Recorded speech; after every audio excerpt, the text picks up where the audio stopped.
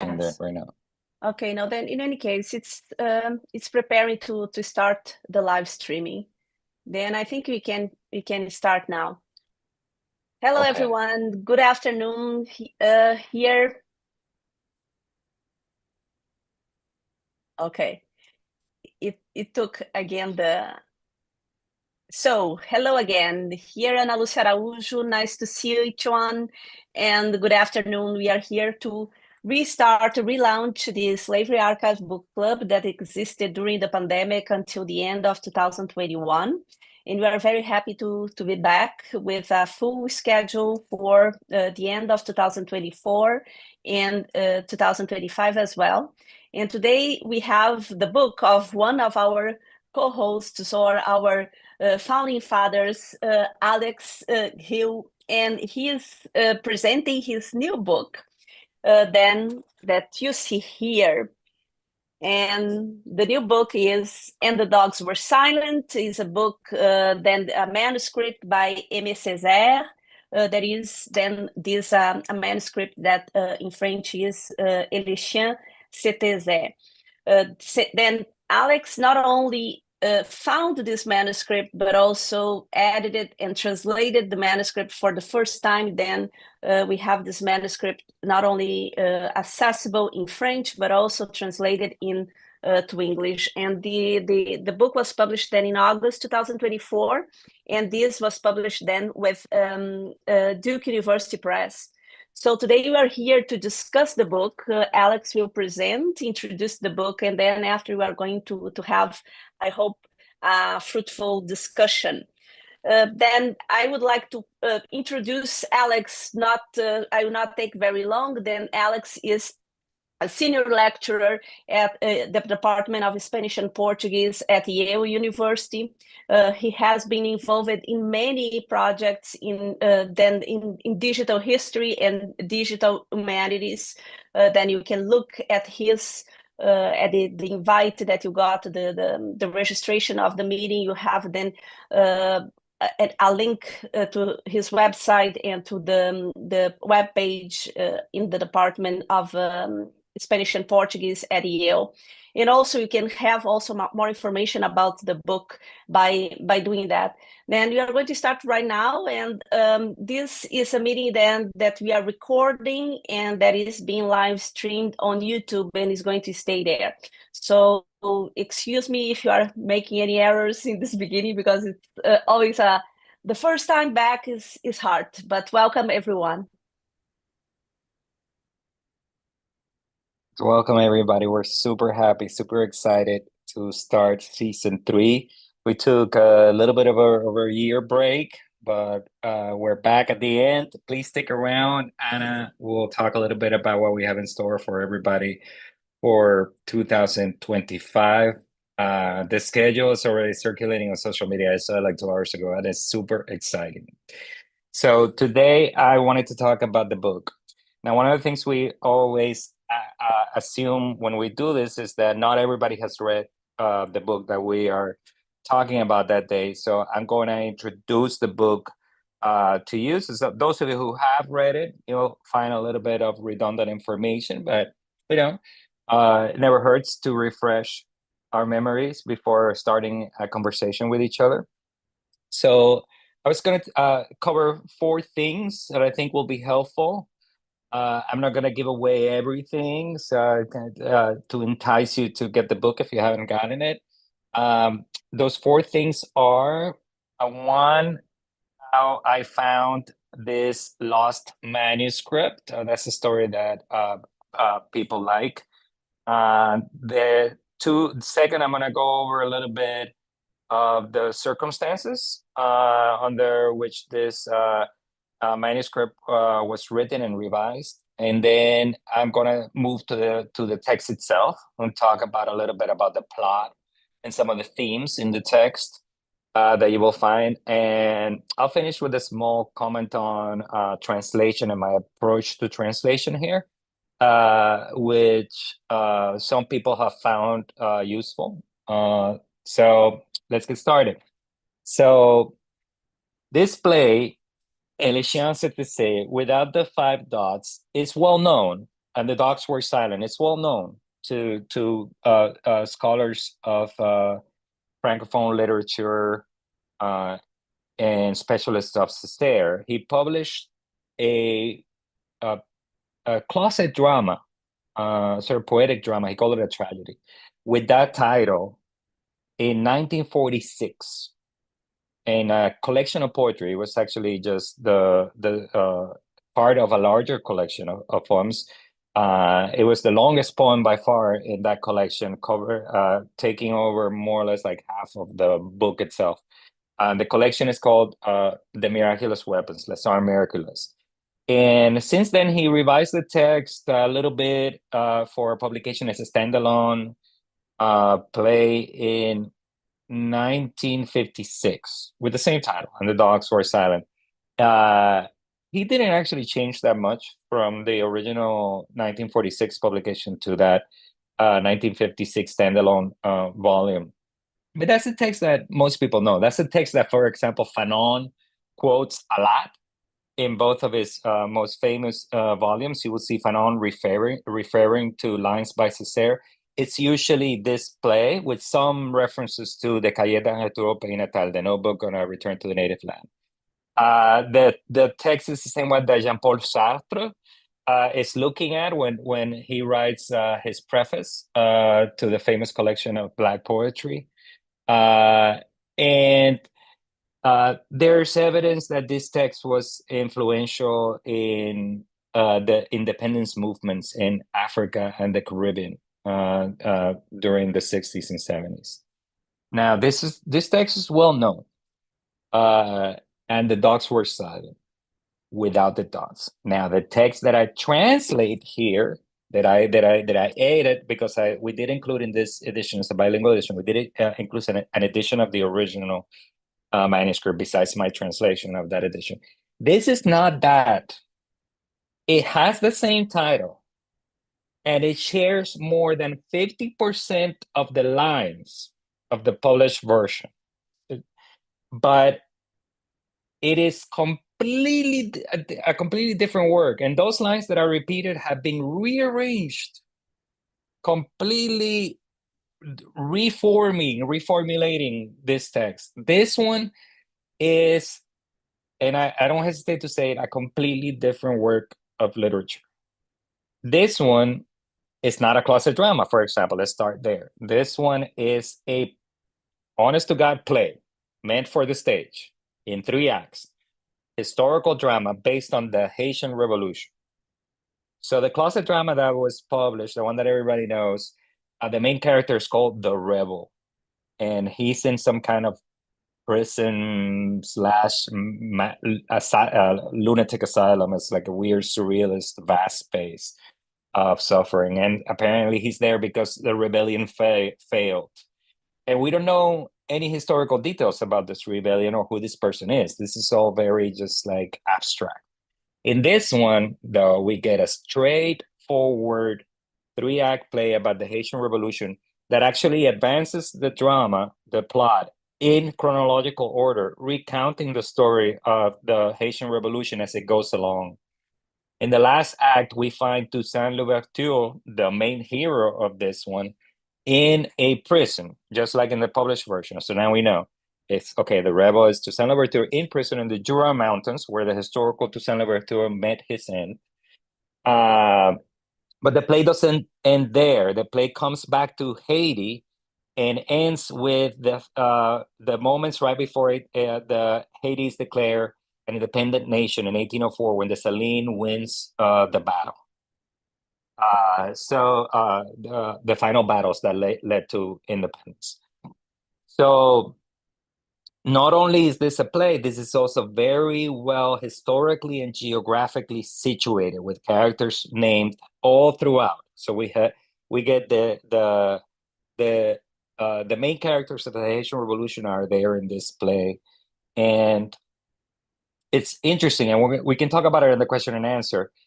This edition that I did for this is already a sort of later stage of development. I'm working from a manuscript that I'm going to tell you how I found. I'm working from a manuscript. It's a later stage of development he had even more characters from the Haitian Revolution that don't make it into the final version that was published by Duke Press. That because he had deleted them in the manuscript, like Biassou, for example.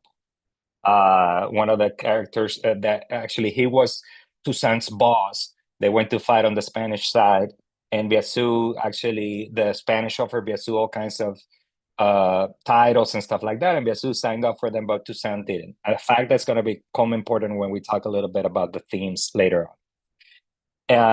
Anyway, so a play based on the Haitian Revolution, and to conclude, the a difference that is super important to me is that as opposed to the published version that everybody knew, the previously published version that everybody knew, this one celebrates Black victory. And it's about, and that victory and avenging violence is very present in this text, which is not present in the one that is published. In the one that we already knew, we see a defeated rebel who's still holding on to his revolutionary ideals despite temptations from everywhere. But in this one, what we see is the armies of Dessalines winning the war, the prophecy of the revolution becoming a reality in the nation of Haiti. So those are major differences here. So this manuscript, we didn't know about it until 2008. I was a graduate student then at the University of Virginia, and I was working on Césaire already, but I was working on Césaire and others as part of my dissertation.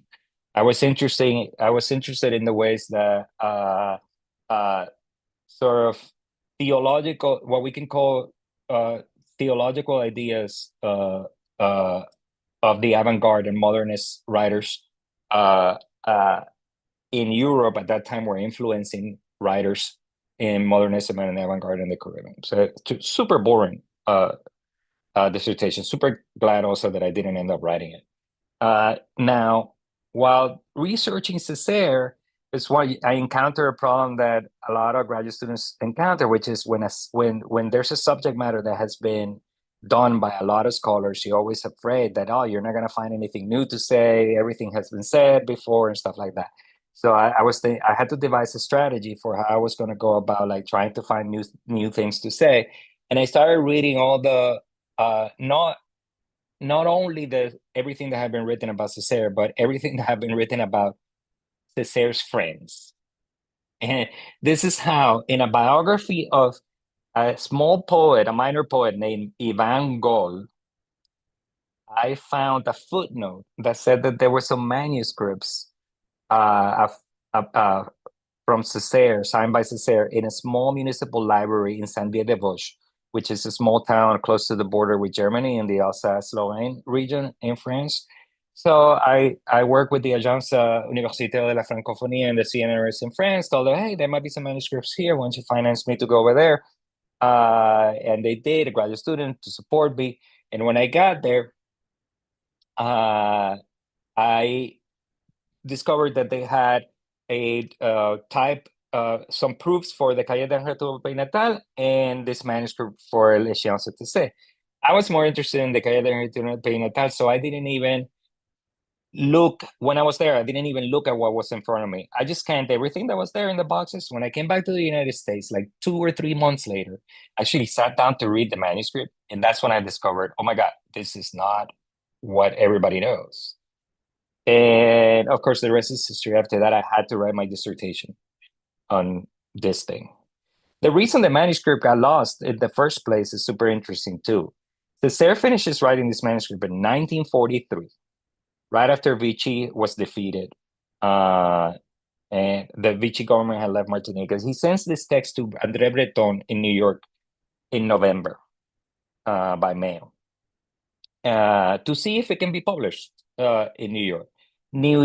Breton passes the text to Ivan Gol, who is the guy who's been translating Césaire and publishing a couple of his small poems, to see if Ivan Gol could get it published. 2 things happen. One, Césaire changes his mind about publication for reasons that will become evident as this conversation progresses. And tells Breton to to not publish it. Breton hasn't told Césaire that he passed it to this guy, Gol. He writes to Ivan Gol 3 letters that go unresponded, asking Ivan Gol not to publish this text. The reason these letters went unresponded is because Breton and Gol have gotten into a fight, and at this point they hate each other. This is the second famous fight that these two have. The first one was like 20 years before about who owned the word surrealism, something that both of them have gotten from Apollinaire. But I'll let you Google that one. Hilarious. They had already gotten into a fist fight in Paris 20 years ago, and in New York they went and got into another fight. So now this manuscript is in the hands of Gaulle, never gets published. At the end of the World War II, Gaulle takes it back to his hometown, Saint-Dié-des-Vosges in Alsace, with the rest of his papers, and that's where it lingers until 2008, and I find it. That's how we end up discovering this place. Césaire never wanted it published. I always felt a little bad that I ended up publishing something that he didn't want anybody to read. But I do think once you read it, and this is confirmed by the reactions of people who have read the text, once you read it, you understand why this text is so important and why Césaire was actually wrong in not wanting it, not wanting us to know about it. So some of the features of the text, let's go ahead and straight up. Let's go back to this theme of what would be probably the main reason why Césaire didn't want to be published is probably one of the most important features about the text, which I already mentioned, which is that it's full of avenging violence. And it is not apologetic about it. It doesn't apologize for it. In fact, there's the chorus, and those of you who have read the poetry of Césaire, you know that he likes repetition, right? He likes to repeat lines over and over again. He likes anaphors. Like the Cahiers d'un retour au pays natal, for example, starts with the line "Au bout du petit matin," in the early lights of the morning, or something like this. You can translate it. He likes these repetitions, right? In this one, the line that repeats itself like 76 times, 75, I forget the exact number, is "Death to the whites," which is a historical line. This is not something he invented. We actually have historical evidence that this was a line used in the armies, the revolutionary armies in Saint-Domingue, which eventually becomes Haiti. It's a line that comes from history, and we have testimony of it in history. But this is the line that is repeated over and over again. And there are these continuous shocking scenes of violence throughout the play. In one scene in particular, for example, there's a white woman running away, clearly running away from revolutionaries chasing her with her 2 daughters. And it doesn't show you that she dies directly on the stage, but you get the sense that she is about to die. It seems pretty evident for when you read it. This is the kind of scenes that the text confronts you with throughout, and presenting a really interesting literary experience for us that opens up to conversations about justified violence and revolutionary violence and the price of freedom, which is a theme that at least should resonate with our Slaveryarchive book club, because it has already surfaced in some of the readings that we had. In particular, I can think about Kelly Carter Jackson's when we book, the first one, which we did read during the season 2. I think we did Kelly Carter. Anyways, so this could be probably one of the reasons why Césaire was not comfortable with this. What he told Breton was that he was convinced by surrealism and the theory, and surreal. One of the things that surrealism is known for is they have a prohibition against subject matter. Like the manifestos on surrealists say, like, we don't do subject matter. Like we're exploring the unconscious and dream world and connections and freedom and whatever, and subject matter always goes against that. So that's why he told Breton. He says, you know what, I want to give myself 100% to surrealism, and this text is full of subject matter, history and geography. I want to get rid of it, right? That's what he says to Breton in that letter. I have my suspicion that he's an unreliable narrator of his motivations in this particular letter to André Breton, considering what that relationship was probably like. The most convincing reason to me, if you ask me, is that he wrote this during the Vichy regime, which is basically like the Trump people in Martinique. Like while the Nazis were let's call them the level two evil, these were like level one evil, and they were racist and oppressive, and they were running a censorship regime. They're fascists, and this is the conditions under which he writes this, under conditions of censorship, which we do have testimony from the actual journal Tropique. Was actually, there were several attempts at censoring it, one of them successful, around the time when he's finishing up this manuscript, which prompted a letter of response from Toussaint Louverture that some of you who are familiar with this period and this literature have probably read this letter. Now, it was in this context that writing this in secret, celebrating the things he could not celebrate in Tropique, saying the things he could not say in the journal Tropique, where he was publishing his poems of that time, made sense to him. And because he was landlocked in Martinique at this particular time, with very few possibilities of having audiences outside of there, although he was starting to explore those, it made sense to write this play the way it is. An imagined Black audience, which, for example, is the subtitle of his last play, A Tempest for a Black Audience. So an imagined Black audience, where he explores the theme of revolution and the cost of freedom. This is also why this text is actually not only surrealist poetry, but has dramatic scenes that can be understood by any general audiences. There's tons of dramatic scenes and episodes where you feel like you're watching just a play that can be understood by a general audience. Yes, there you will find the typical Césaire surrealist poetry in the lines of Toussaint Louverture and in the lines of the chorus. But this is accompanied by many other characters and many other scenes and scenarios where you're just getting a drama, a play. Now, once Vichy is done and we transition to from fascist colonialism to what I call liberal colonialism, then also these largest audiences start opening up for him. And now we're talking about a mixed audience. Now we're not talking about a Black audience. Paris is still not in the scene, even though they dream that someday that Paris is the center of the publishing universe in French. The French language will open up again. But right now we're talking about New York, Buenos Aires, Mexico, etc., where we have different Francophone publication scenarios, but this is already a mixed audience.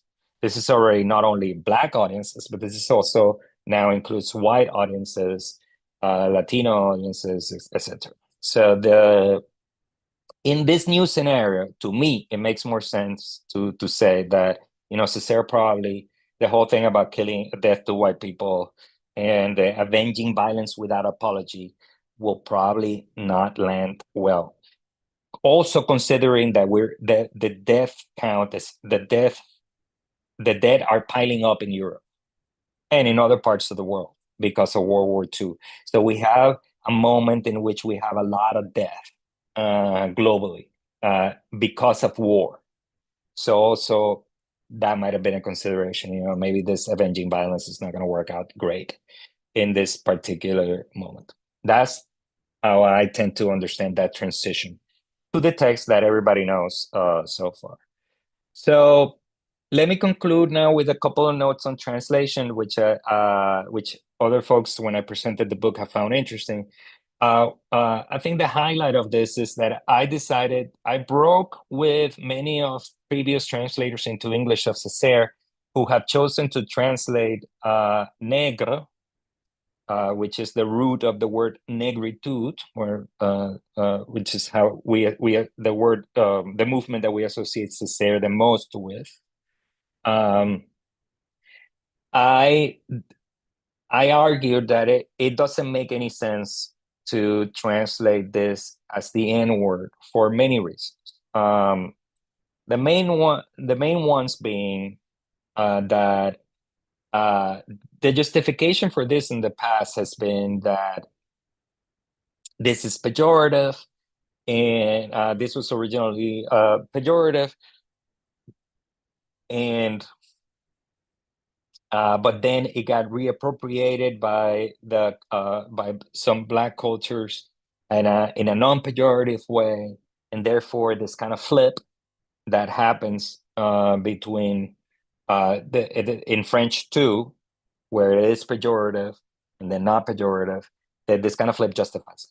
But I don't think that that's a very surface level analysis. When you start looking at the historical trajectory of how these things flip, and you will notice that they are very different and don't temporally align at all.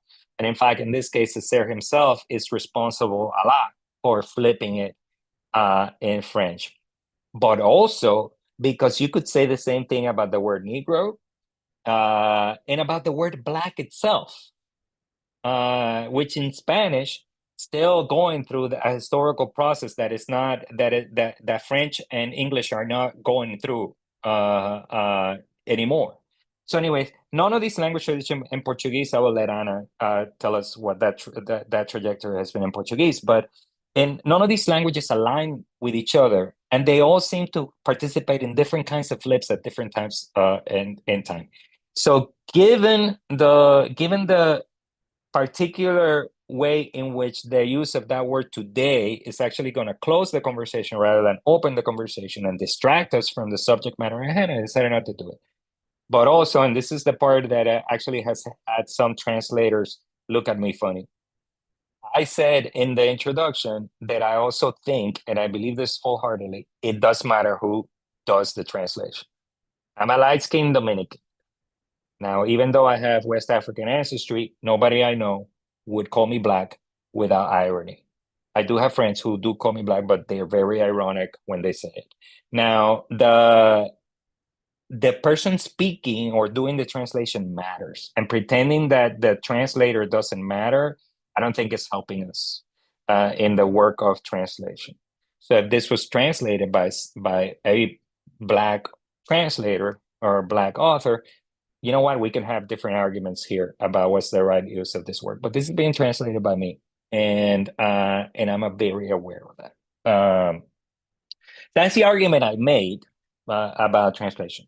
We can discuss whether I'm on the right tack or there are better ways. I just want to confess that translating poetry is one of the hardest things I've ever done in my life. This whole thing was so difficult. And it wasn't only issues like this, like how to translate gender, how to translate race.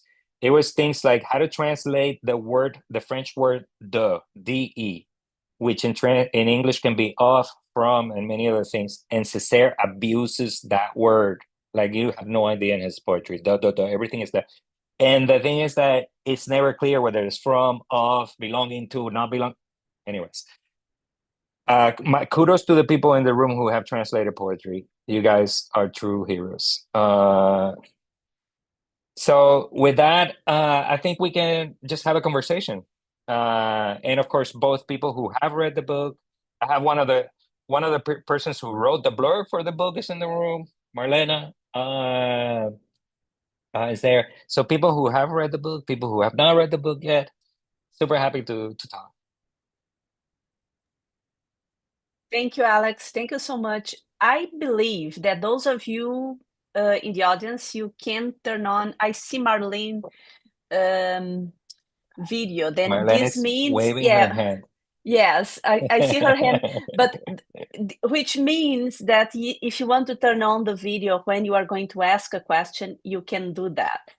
I have several questions, and I think that I will not start asking questions, but what I find fascinating, and it was not, we didn't premeditate that, but it happens that we are going to have Alex, and then our next book club will be Marlene with her new book on Henri Christophe, and then Dessalines with Julia Gaffield later in the second semester. Then to some extent, what we are starting doing today with this work that Alex did is to start a longer conversation about then the Haitian Revolution, Haitian history, and all the issue of slavery, resistance against slavery in Saint-Domingue.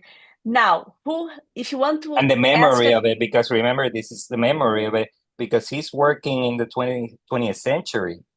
So he's yes. thinking, and he's in the World War II thinking, what role is this going to play now? You know, and scared of like the implications of it now. Sorry, I interrupted you. I No, get no, no. excited. We'll get to It's it. We'll exactly get to it. that, because the manuscript, there is everything that we have been talking about in this manuscript. But so, if you have a question, you can perhaps start raising your hand. I have Adolfo as the first, and Adolfo, perhaps then you can unmute yourself and say your last name just for me to prevent me from misspelling your name. Please go ahead. Thank you. It's Al Zufar. Al So Zufar. far, so far. All right. Okay. So thanks for this translation. Thanks for putting this together. So my question may not be easy to answer. So I know in the 1940s, Haiti itself is going through, or according to Haitian historians, and one in particular, Listy Maniga, Haiti itself is going through a process where uh, ethnography or anthropology is becoming big, and history writing and like oral history and that kind of stuff, right? So, and a guy like Aimé Césaire is not, he's only spending a few years in Haiti, right? So he's like, Less than one. He yeah, goes in 1944 after he has sent the manuscript. He does most of the revisions while he's there.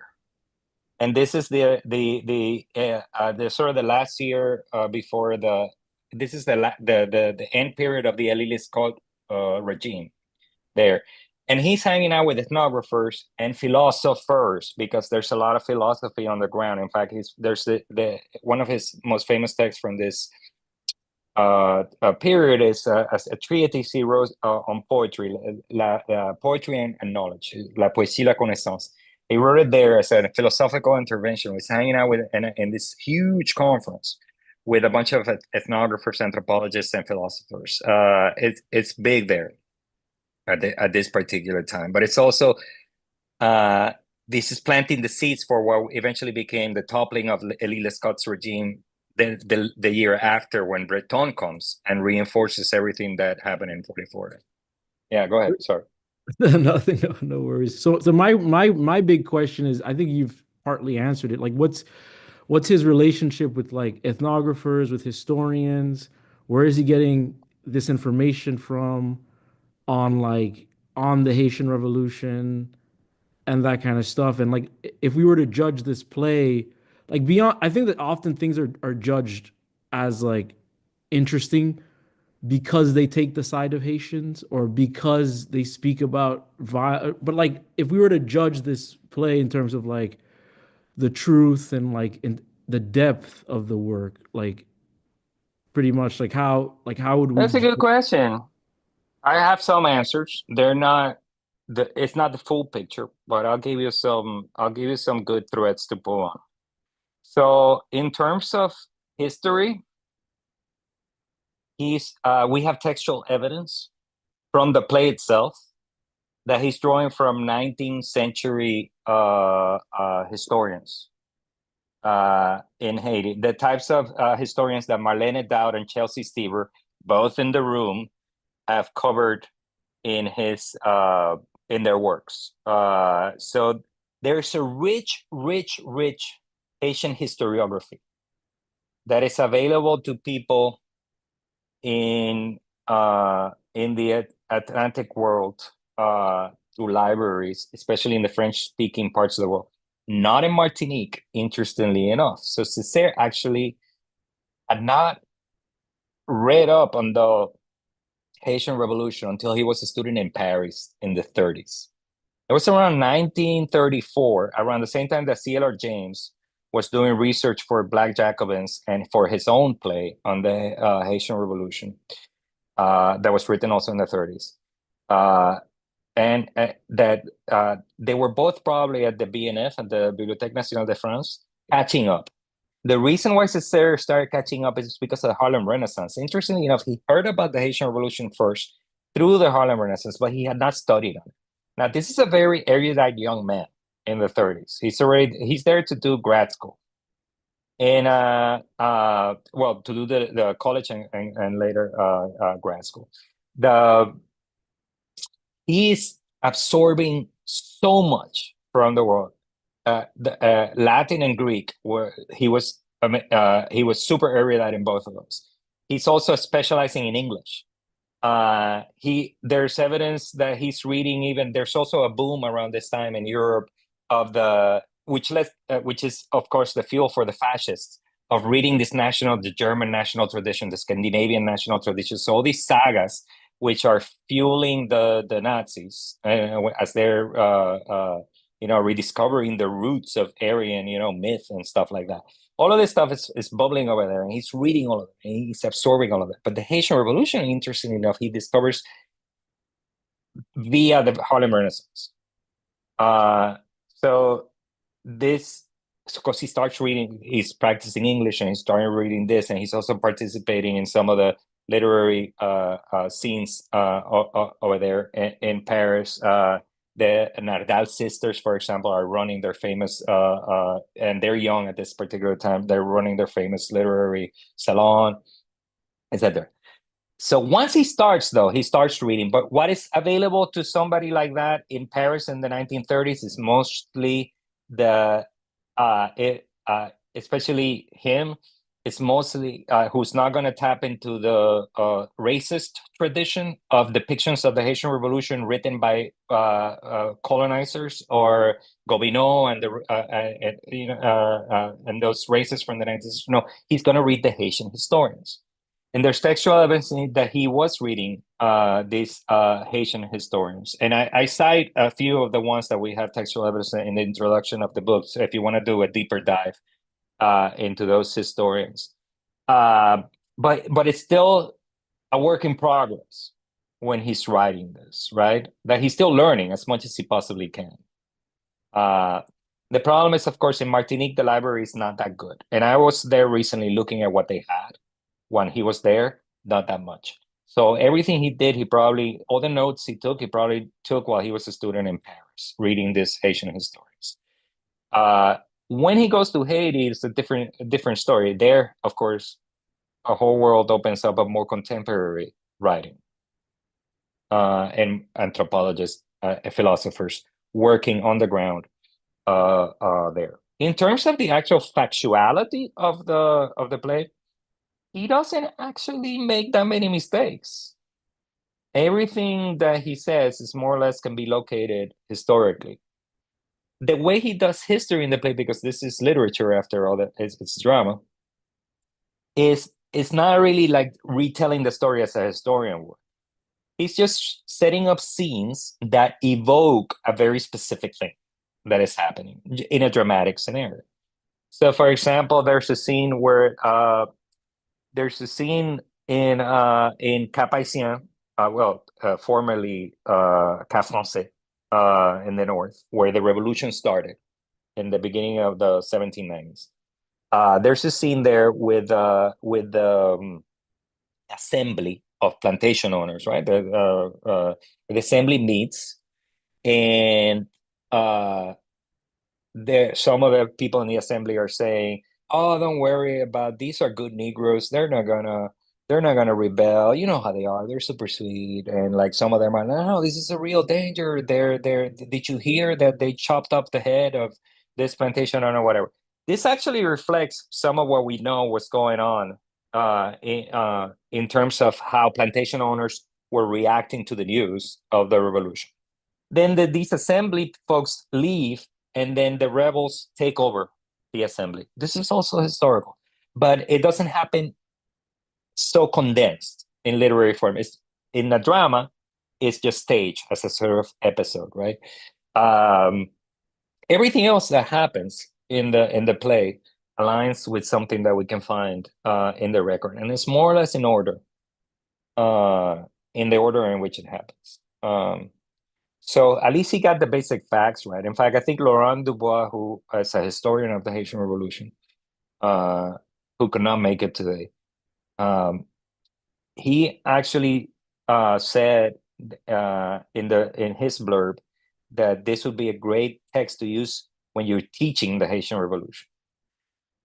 And I kind of, I don't know, maybe, okay, sure, I'm supposed to be selling the book. But the thing is that, sure, it probably could work. But if it does work, it's because it does encapsulate this, like the greatest hits of the Haitian Revolution in such an orderly fashion that it probably works for young students who've never encountered the Haitian Revolution before. This kind of does dramatize the important episodes as they happen, right? Does that answer your question? I think that was I hope. I think it does. I think it does answer. I think that. So I don't in the States there aren't that many people who are critical of the Haitian historians of the like Beauboin Audouin or Thomas Madieu, but I know that in Haiti there are a lot of people who are.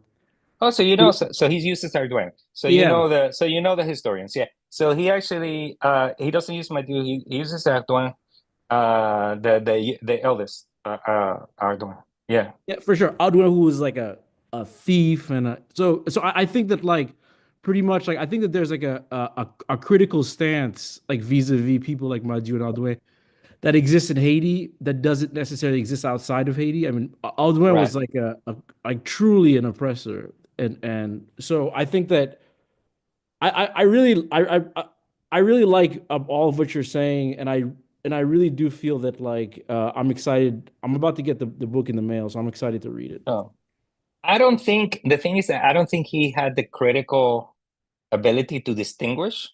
Like for example, like he didn't have Marlene's book in his hand to actually know how these people align, or Chelsea's book to how they aligned with different political moments where Erdogan is trying to convince, the foreign powers to respect Haiti, but then he throws Haitian people under the bus in order to, like this kind of critical attitude. He doesn't get it. A way of understanding how Césaire is kind of trapped in his own moment of understanding at that period in the 1940s is also to understand how he approaches ethnography and Black ethnography in particular. The guy that he actually respects the most, and his wife Suzanne Césaire too, who wrote about this guy too, is Frobenius. Now Frobenius is working in Africa, and Frobenius is creating super wild sort of ethnography. I don't know if you're familiar with Frobenius. Super influential to the fascists too, for other reasons. Like Ezra Pound was heavily influenced by Frobenius, right? The idea of the padeuma that we still encounter in literary classes comes from this guy. But Frobenius, let's summarize his worldview. Let's make a caricature, but a useful caricature of that worldview. He says that there are two kinds of people: the animal people, which are white people in Europe, and they just eat and destroy everything, and the plant people, which are the Africans who are nice and they can coexist with nature and they actually have a closer relationship to nature. This is the idea of Africa and being Africa that Césaire is trying to recover for himself, because he's also super invested in this idea of recovering an African ancestry. The cultural DNA of Africa is something that he wants to appropriate for the Caribbean throughout his career. He never stopped doing that. And he's getting Africa from this ethnographer combined with whatever Senghor was telling him. Senghor and him were buddies in school in Paris. While he was in school in Paris, they weren't in the same class, but they became buddies. And Senghor would tell him all the stuff about Senegal and like how things were there down there, and the oral traditions and all this stuff. So he's trying to reconstruct Africa without the advantage that we have now, where we have a deep historiography of West Africa. And anthropology has gone through several transformations, and we don't even look to anthropology that much in order to understand Africa. We look now more to historians of Africa to understand the African past, right? So again, he's doing the same with Haiti. He's not approaching this with the sort of critical understanding we have in hindsight 70 years later. Even if those distinctions that you're making were super clear to people in Haiti in the 19th century, I think in the middle of the 20th century, we're not in that moment anymore. And I don't know. I would let Marlena speak to this, not me. But in 1940s, during this elitist regime, uh, I don't know how these it's called whether Ardoin, Madu, and these people were actually still vibrant as part of the conversation amongst Haitian historians of the 40s. I don't know. As something that we have Marxism now trying to reevaluate everything in Haiti around that time. So I don't know. I haven't done a deep dive on that yet. Maybe I should. Actually, it's super interesting now that I think about it. I think Chelsea's working in the 20th century too. She might be able to say something to that. Thank you so much. I don't want to take up. I know other folks have other questions. I But don't want. Adolfo, are you? Do you work in Haitian historiography too? No, I grew up in Haiti. I collect Haitian history texts and that kind of stuff. I work in politics now in the States, but it's just like a passion of mine, that kind of stuff. But my personal views are that I think that I like listening to Vodou songs for Haitian history. Like there's a Vodou song that basically says "C'est dans la ville au camp créole." Like it basically states where it starts, right? It starts at a place called Villocamp, and a whole bunch of people start to ask for change. So I think that there's like also there's Haitian history according to Vodou songs, which I think it's like an elegant. If you ever listen to Vodou songs, there's like an elegance to it. So I think I like it for its aesthetic reasons. But you're the historian and One of stuff. my shortcomings. I'm not a historian. I'm a literary historian, which is a weird historian. It's like literary critics don't accept me, and historians don't either. So I live in this middle ground, like a literary historian. The I one of my shortcomings in life is that I actually haven't learned Creole yet, which I want to change at some point before it's too late, so that I can listen to those voodoo songs, but also you and me can talk in Creole at some point. For It's sure. in the to do. It's in the bucket list. It's in the bucket. I'm Dominican. I'm from the Dominican Republic. This is it's a life. It's a duty imposed to me by how stupid my country is on these issues. For sure. I mean, I guess the other day I bought Dominican tobacco. So someone was selling them, and I held it and I was like, I'm not gonna buy this because it's Dominican. And I was like, I'm being stupid right now, and I bought it. I do think that like to an It's extent, not bad tobacco, man. It's not for bad sure, tobacco. exactly, for sure. But thank Tobacco you for and the tobacco's not to blame. exactly. Thank you. Thank you. Let's see if you have more questions. Let me see if you have here. Uh, okay, Michael is saying something about people who are not accepted in the fields. Here we accept everyone, then we are fine. We have been doing this alliance for very long. Let's see if you have more questions. And perhaps while you are thinking, there is one passage on, I think there is Act 3 that it's very interesting because you were referring to the issue of Africa in this manuscript, and this is Toussaint when he is already in jail, and then he says, "Just like me, your master will bleed one day, shipwrecked, prisoner of my Africa as I am of his Europe. Africa is from now on linked to his destiny. Africa is a part of him. Toussaint is a part of him, whether he likes it or not. I say that Africa, you not let him go."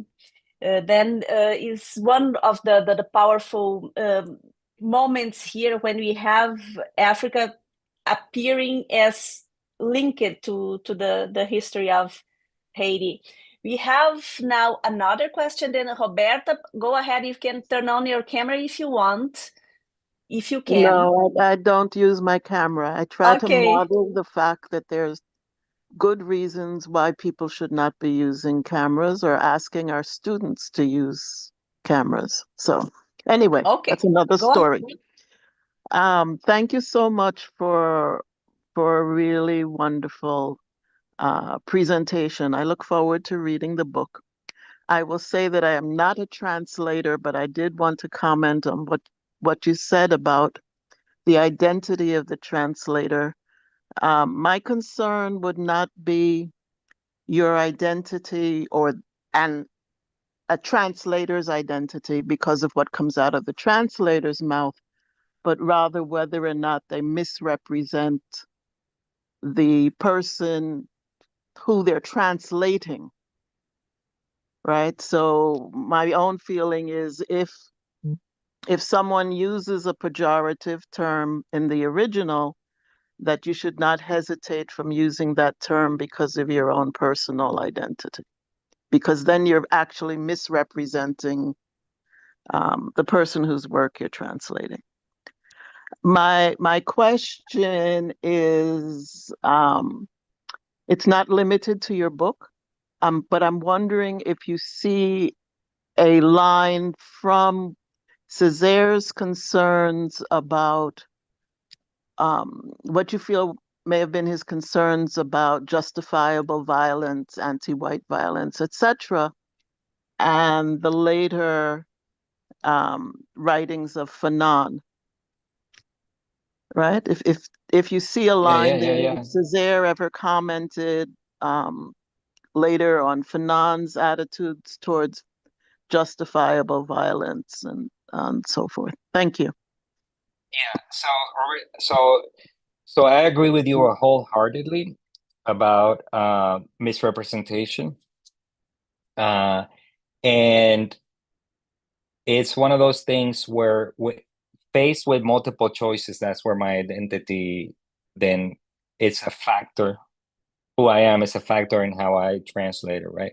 So it's just that it's a pejorative term is used, but there are multiple ways of translating that without misrepresenting. So I'm actually, in a sense, trying to look for the best way to translate it without forgetting who I am. And I think the solution that I came up with actually does not misrepresent what he's doing, because I don't know if it wasn't clear, but I reiterate, negre doesn't translate to the N-word directly on a one-to-one. That's just not how it doesn't function linguistically or socially exactly the same way as the English one.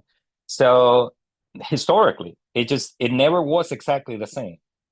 I believe this of most words in most languages. They don't have a one-to-one relationship from one language to the other. I think with this, most translators in the world would agree with me on that. Language doesn't work that way. And it's also interesting to point out, something I didn't point out. I belong to a generation of folks who are starting to understand that translation, it's not only the identity, who you are as a translator, but the translator is not always, a translation is not always this thing where you're just doing work of representation, of like just my job as a translator is to be this neutral vehicle through which things pass through me, and you will get in this target language, you will get a copy of the original language. It's like there's a lot of ink has been spilled and a lot of debate has happened already over this, where that kind of dream sometimes end up working against, trying to do justice to a translation in any given circumstance. I'll give you a simple example of this. For example, when you're faced with a line that is idiomatic, do you translate it literally, or do you find a similar idiom in the target language? And that's not an easy choice because you're losing something. So no matter what, right? So in translation, you're losing. We're also living through a period right now where we are discovering a lot of super interesting work in what can be called antagonistic translation.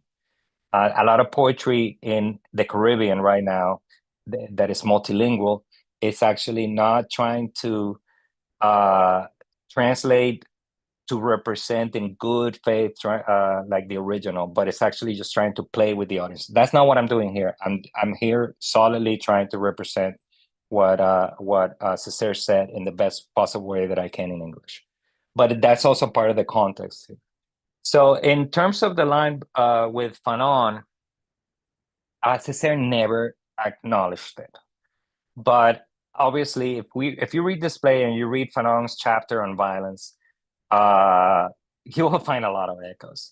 And it's really funny that Fanon always had something nice to say about Césaire. Whenever he quoted him, he had critiques of Césaire, but he always found something in Césaire that supported his ways of thinking. There's a myth going around that Fanon was Césaire's student. Fanon was never in Césaire's class at the Lycée Solcher. He may have known him in real life and definitely known about him before Fanon joined escaped the island to join the freedom fighters. But it is super clear that Fanon has been influenced by Césaire. So the line is there, but only for us to discover it when we read it. Césaire never acknowledged it. Even though Fanon talked a lot about Césaire, Césaire did not talk that much about Fanon. He said several things about Fanon later in life, mostly positive, but never saying, hey, he obviously took, my ideas on justifiable violence to do his thing. But the main reason for that too is, remember, Fanon never read, that we know, this manuscript. Fanon read the published version of this, the one that everybody knew. And in that one, we don't have the sort of elaboration of justified violence that we find in this manuscript. Fanon didn't encounter it. Interestingly enough, around the time that Fanon was advocating for revolution to cleanse, sort of like in order to restore dignity to the Algerians, but also to other African nations, that you needed to have this cathartic violence. While he was doing that, Césaire was actually trying to convince Martinican people that revolution was not the answer. By the time that Césaire became a politician and became a mayor and a congressman in La Assemblée Nationale, that question of revolution was always there. It was floating in the air. It was always there in Martinique, of becoming an independent nation, etc.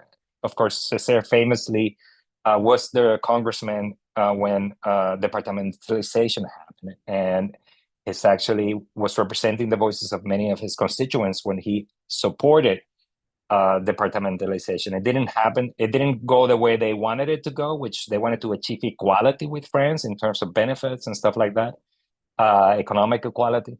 It didn't work out that way. Revolution was always there, but Césaire always said revolution has a cost. I think part of it too was his experience in Haiti. He saw how the what was then called the mulatto class, is the term that he uses around that time, of the government of Elie Lescott, was actually oppressing the agrarian, mostly Black classes in Haiti. He saw also. He knew very well how the United States and France had both kind of like undermined the potential for Haiti to grow and to develop. He knew that price to pay, but he also had gone through World War II. He knew the price of war, so he was not for revolution. On the contrary, we have testimony from Césaire trying to calm down people so that they don't resort to that. He would warn them. We have a video of him saying,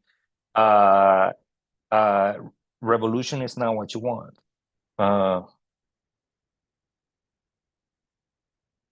Thank you. Thank you so much. We have more questions. If you have a question, please, you can raise your hand. I would jump in then. One of the issues that, because of course there is all this discussion about the Haitian Revolution, and I think that this was something that was already brought with Adolfo question, the issue of Vodun. And here at the towards the end, I don't want to give spoilers about the manuscript, but one of the beautiful passages and the beautiful moments of the manuscript is towards the end, when the Virgin will appear as a mother figure for Toussaint, which is very interesting, especially because we are now just a few days of Christmas, and then this is this dimension of Catholicism that enters here, and of course Vodou is intertwined with Catholicism. But here is interesting because then there is this sort of association between Toussaint and Jesus to a certain extent. Then I don't know if there are discussions about this, if you have this in the previous manuscripts as well. So this is one of the questions. And the other question would be regarding how, because this is something that we already brought before, this is not a primary source. It is a work of art that is in dialogue, of course, with the historiography of the Haitian Revolution and with the existing primary sources. But at the same time, it gives so much openings to study the history of the Haitian Revolution.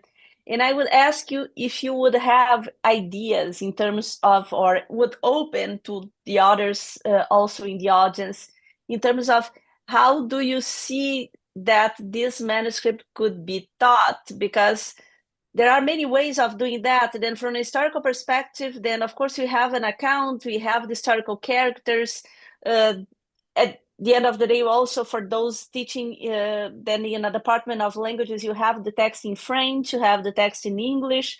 There is even a possibility, I don't know if anyone thought before or if it was already done, not with this specific manuscript, but with the siblings, to produce a play with this manuscript, if it's something that you consider doing. I was thinking about the case of Ada Ferrer with the Aponte rebellion. Then I think that Ada was involved in producing a play with Aponte's story, and there was also an exhibition that emerged from that. And we do not know Aponte's book, but we can imagine how it was. And here you have the kind of text. Then we don't have visual images, but you have a text that can offer those possibilities as well. Then I would like to see if you would have, or if people in the audience would have ideas regarding that, but also the question of the Holy Virgin. Yeah, so I'm going to take that as three questions. So the Virgin, the teaching, and the theater. Isn't the Virgin passage so interesting? So for those who haven't read the book, but read the other one, the one that everybody knows, the theme of temptation and the protagonist refusing that temptation is present in both. That trope is there in both, and it is a dominant trope. The more dominant than the one that everybody knew before, the one published in 1946. The whole structure of that other one is just several visitors come to this prison and try to convince the rebel that his rebellion is for nothing, including his son, his lover, a bunch of people. And the whole place about him like standing his ground. I'm giving 100% to the revolution, and this is my life. My life is to rebel for dignity against slavery and for Black freedom. And that's why the original, the one that everybody knew before, is powerful and influential. It was this like rebel unwilling to compromise. We have that trope here too, and the Virgin episode is one of the temptations. There's other temptations, and interestingly enough, in that last act, in the third act where the Virgin happens, there's also his Black nourrice. I don't remember how I translated, but it was the woman who raised Césaire, Toussaint, not necessarily his mother, his nourrice, his Black nourrice, who one would imagine is a sympathetic character. This is not the white Virgin Mary, who's definitely on the side of the colonizer, coming as a sort of metaphor for the fact the colonizer comes with religion, right? It says like what they give us in exchange for our freedom is religion, with salvation, which is not a good deal to something to anybody with common sense. But that scene is also right next to the one with the black nourrice, and both of them get rejected. Because the black nourrice is like saying, "Oh, you're a good boy. Don't, if you behave, things will be better for you." And it's not that dissimilar from the black virgin, from the virgin. And I think what's happening there with the virgin, it actually has to be read with that with the nourrice, which is that what he's saying is that the temptation is coming from both sides of the house, right? It is internally from within the black community internalized. We can internalize our own freedom, and our pressure to give up on the fight for freedom can come from there, and it's not that different from the pressure we're getting from this more easily recognizable, antagonist, which is the virgin. I think that's how I read it, as obviously the Catholic Church is dominant in Martinique at this particular time. And in fact, there's only two schools in Martinique at this particular time: the public school where he was teaching, and the Catholic school, which is where the rich white kids were. During the censorship regime of the fascists, the press was mostly the Catholic press. So most of the big press that replaced all other sort of like more Republican venues around this time. It's also the religious press, right? It's the Catholic. So for a black audience in Martinique, which I imagine is who's reading this, the Virgin is easily recognizable as like this thing coming from the Beque, from the white colonizer, right? But what's interesting is that the black woman, it doesn't sound that different from her in this case. I think that's how I read that passage. Teaching this, I think, Laurent already, I mentioned, said that this could be useful in a history class. In a literature class, this is full of things that you can use. One of the most interesting things about this play is Césaire's relationship to voice and this question of who's doing the speaking. So going back to Roberta, don't worry, I didn't think what you said was a critique of my translation. I think what you said was actually super fair and important to consider. There's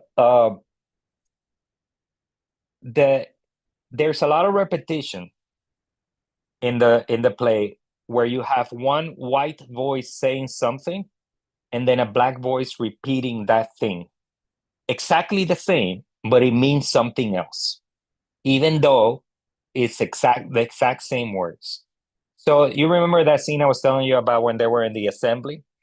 So as they're leaving the assembly, the white planters are leaving the assembly. One of them sings a song that was famous around that time. It's à la Martinique, c'est ça qui chic. This is a famous song. It's a song that actually, the music to that song comes from a very racist Broadway play at around time.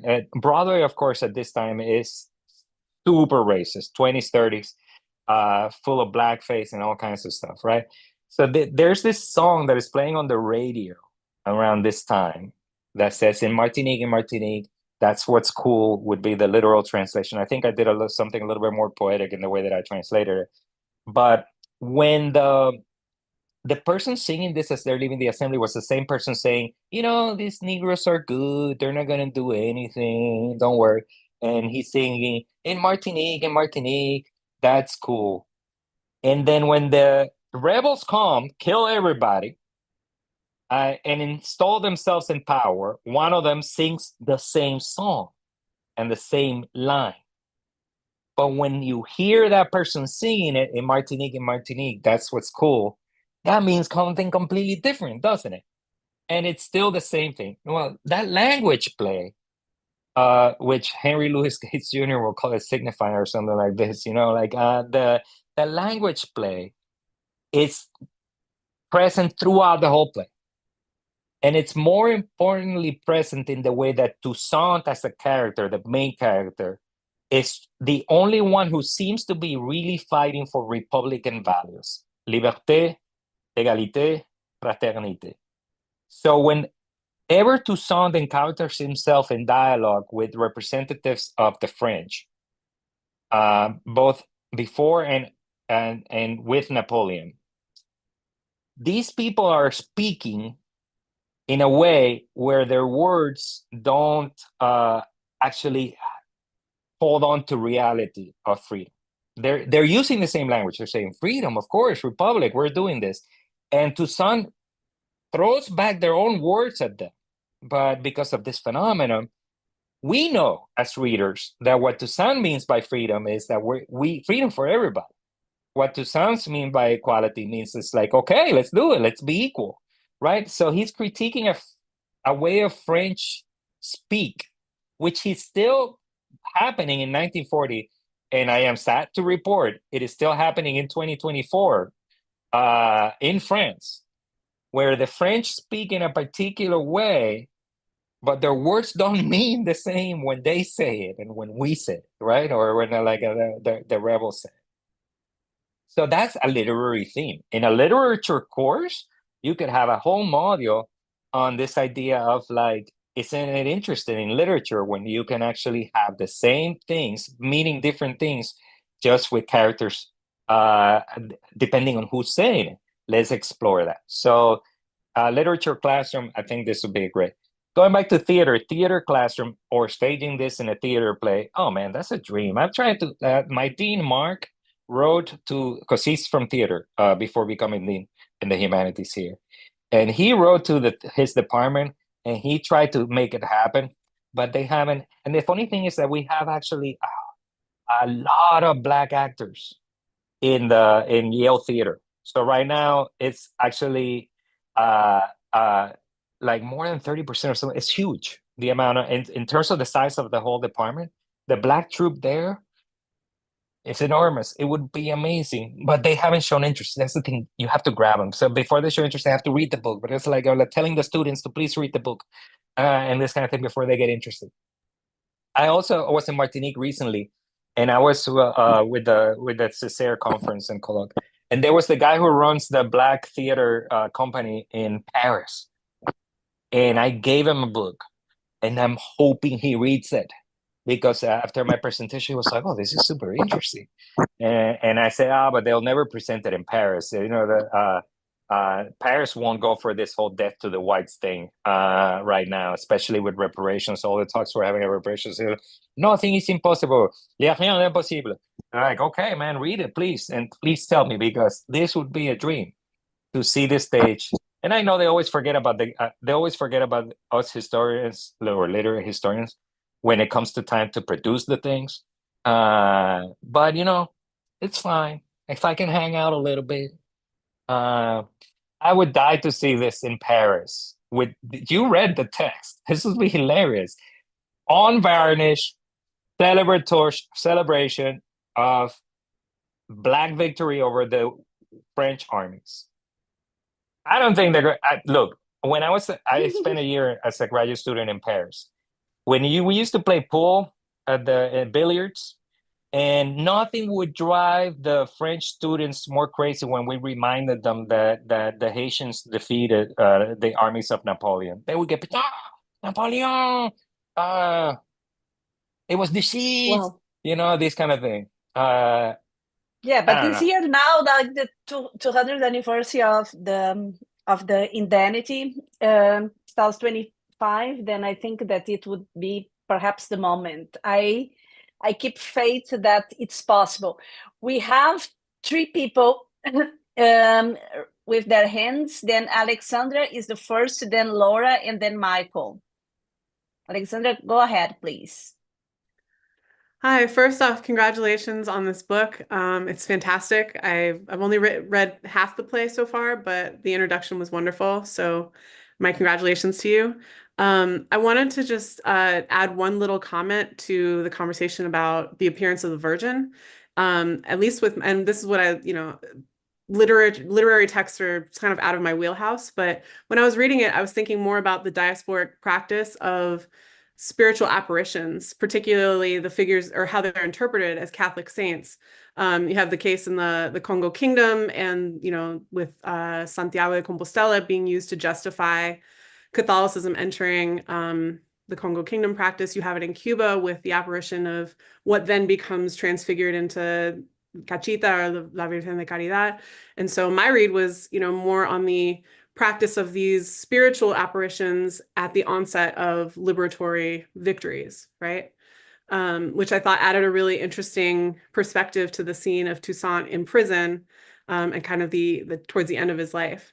I also wanted to say, as soon as I read this would be perfect for my imaginative ethnography class, and the way, the tradition of like Du Bois translating some of his historical scholarship into fictive practices, as well as Zora Neale Hurston, and just the kind of contemporary ethnohistory, and imaginative practice. So I just wanted to make those two comments, but also ask you, the work of translation is so complex, and you've talked about it today, but looking back now that it's been published, is there anything you would have done differently per se in terms of translating practices? Oh, the whole thing. I can't read it. I have tried to read it after it gets published, and I can't stand it because I'm like, oh, I could have done this better.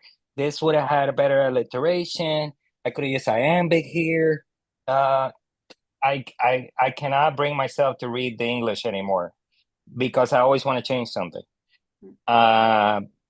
And this is a translation I worked on for like 4 or 5 years, where I would like just revise things, add things, revise things, revise things. This is already has gone through 5 or 6 rounds of me like, I don't like this. This will be better solution. And apparently it never stops. Even once in print, you still like read it and you're like, oh, I could have translated this other way and it would have been way better, right? Never. The take-home message is don't translate people. Actually, Kayama would kill me if she heard me say that. I just wanted, for everybody in the audience who doesn't know Alexandra has this beautiful digital humanities project on Cabildo de Regla in Cuba. And I think I have to convince Anna at some point that we should have a digital humanities project on the Slaveryarchive book club.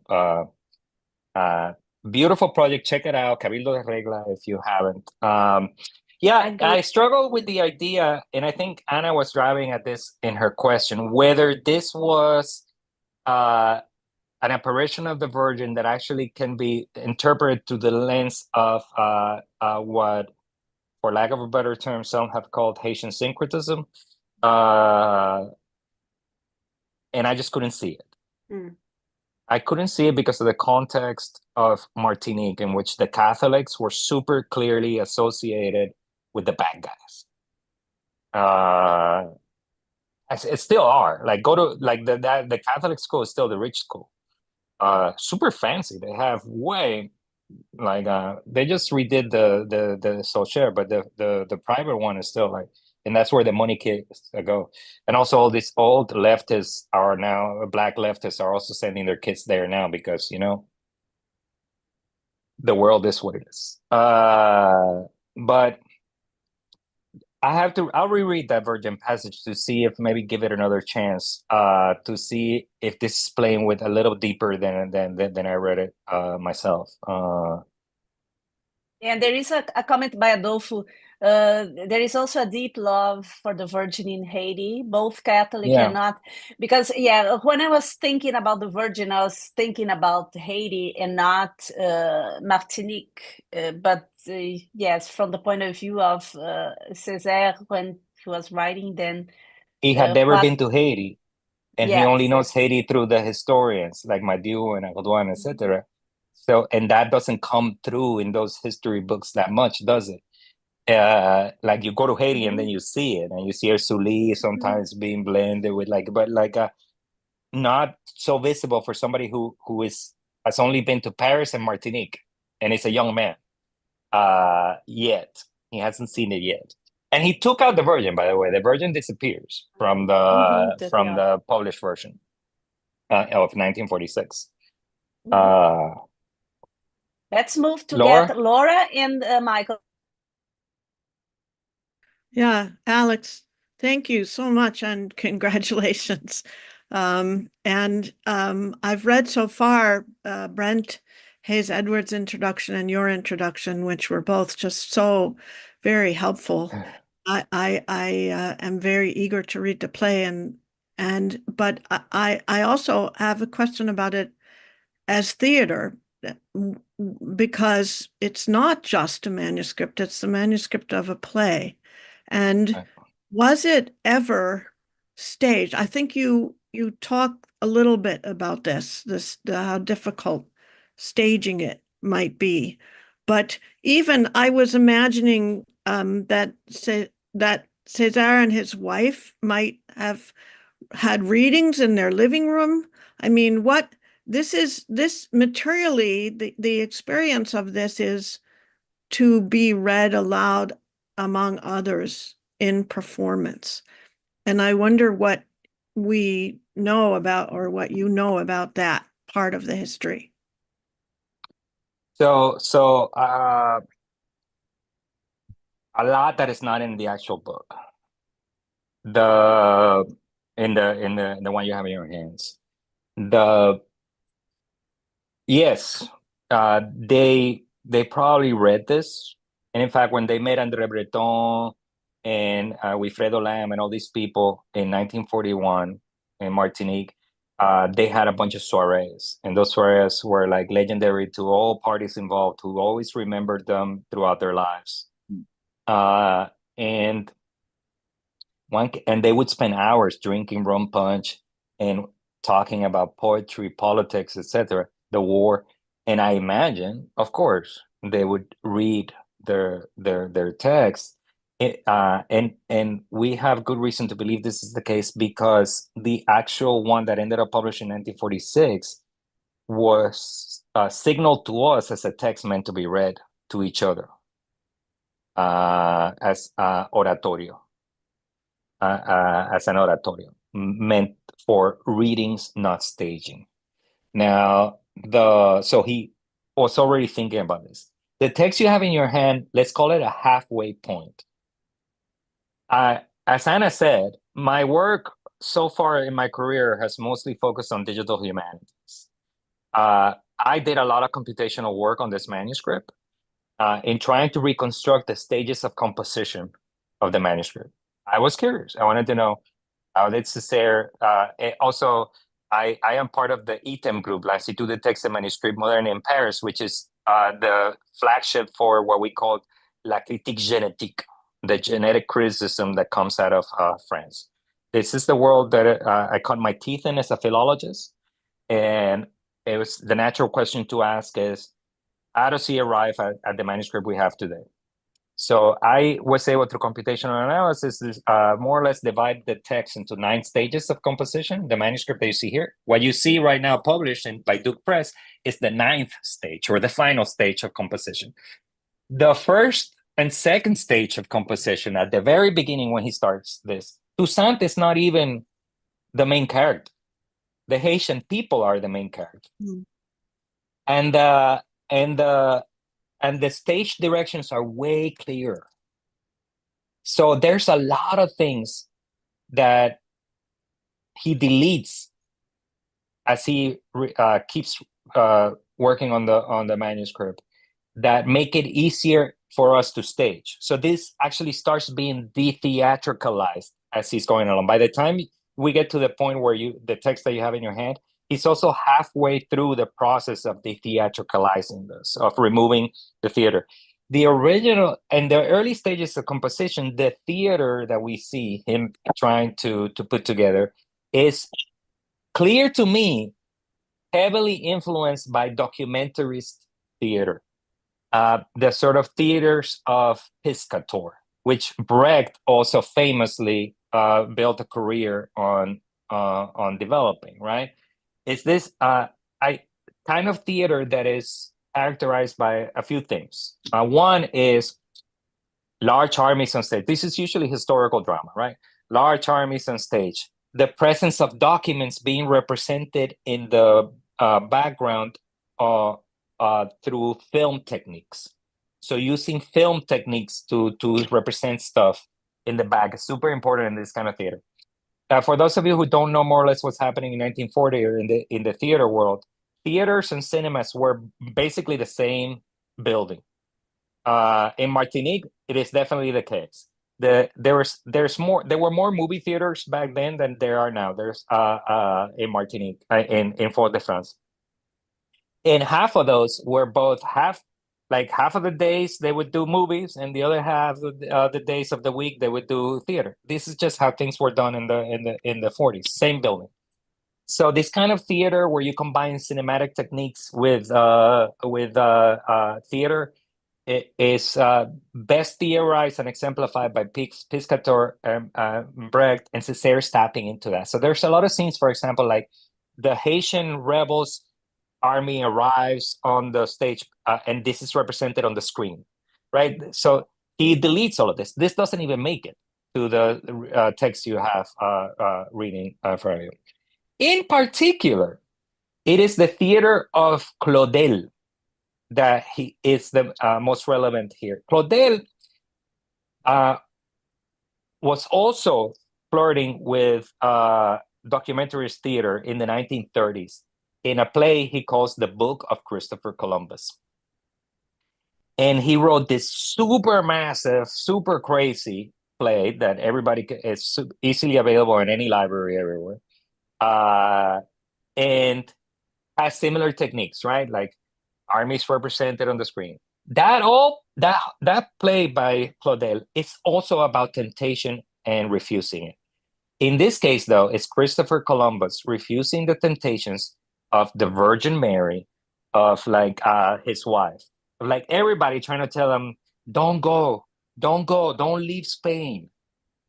And of course, he stands firm in his belief that he must go and conquer new lands for Spain, right? That's what that play. And that play is super famous, where a student becomes the talk of the town while he's a student in Paris.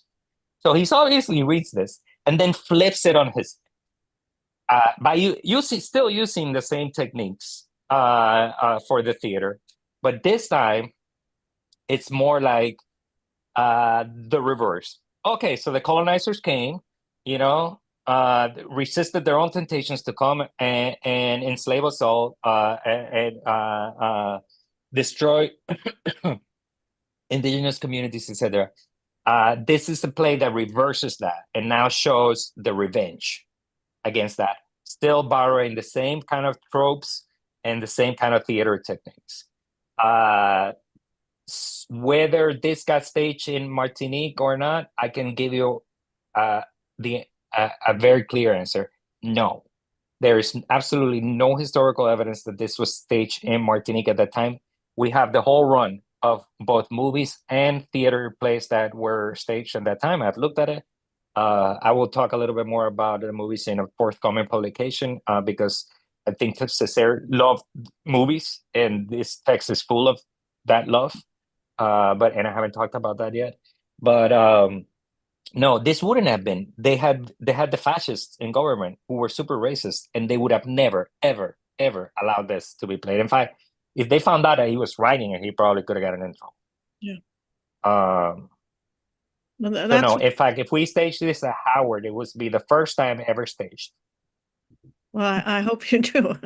And that's why I was asking about the readings in the living room, because they would have had to have been clandestine for it to be out loud. Yeah, absolutely. This text probably only a few people know, and those people probably hung out with the Césaires in their living room. And they were trusted, part of the inner circle of people of trust. Thank you. Thank you, Laura. And now we have what I think is our last question from Michael. Join us, Michael. Hi. I was wondering to what extent, to an extent, this question was answered before when Alex said that Toussaint Louverture is not a major character in the play, but I was wondering to what extent Césaire and the play address the controversial idea that in the as the revolution evolved, Toussaint was not always looking to separate. So I was wondering to what extent that the manuscripts and the play address that idea. Oh, it does directly. Toussaint is, in this manuscript, a firm believer in republicanism. He says it. In fact, he has the line, I didn't know I separated.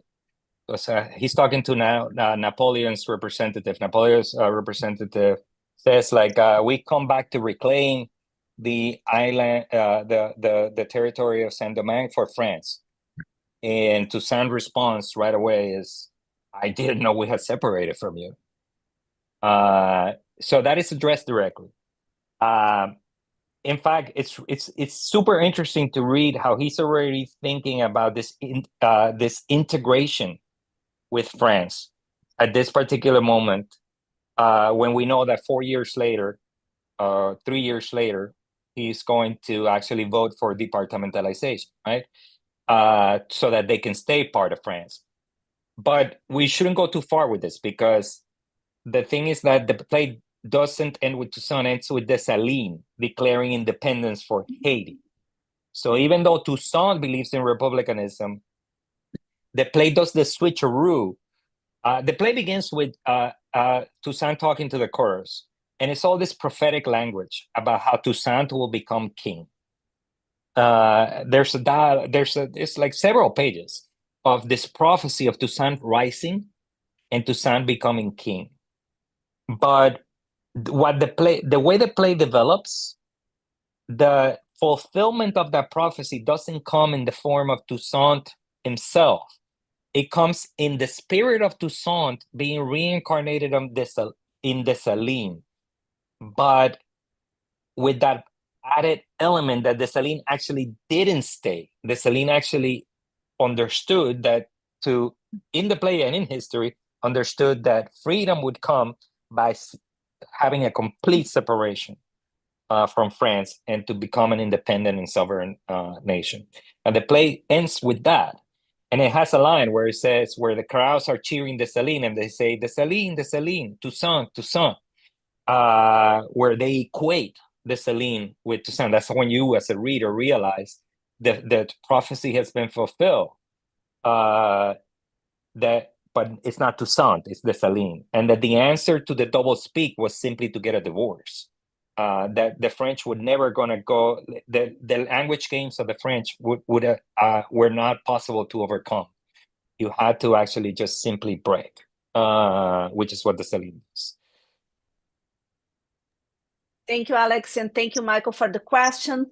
I think that now we are going to conclude, and then just to tell you, to say thank you all who attended. It's a pleasure to be back with you again.